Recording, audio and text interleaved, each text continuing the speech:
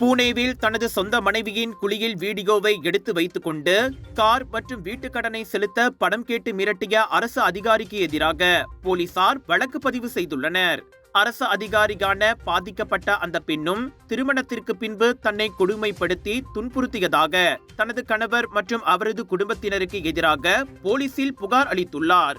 கடந்த 2020ஆம் ஆண்டில் திருமணம் செய்து கொண்ட பின் கணவருக்கு மனைவியின் நடத்தை குறித்த சந்தேகம் ஏற்பட்டுள்ளதென்றும் தொடர்ந்து உடல் மற்றும் மன உளவியல் தாக்குதலுக்கு அவர் ஆளாகியுள்ளார் என்றும் கூறப்படுகிறது.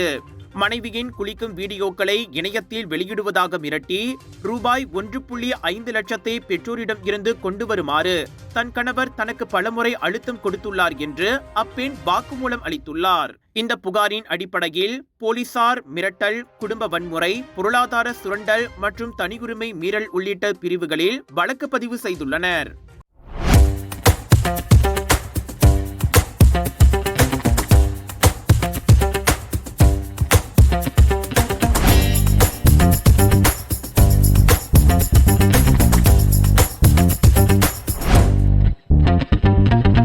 டாக்டர் அப்பாராவ் சன்னாசையின் த ரப்பர் எஸ்டேட் பாய், பால்வெட்டியின் மகன், பல்கலைக்கழக விரிவுரையாளரான சுயசரிதை.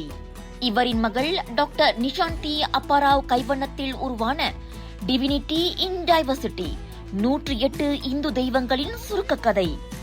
தந்தை மகள் படித்திருக்கும் இந்த சிறப்புமிகு நூல்களை உடனே வாங்கி படியுங்கள்.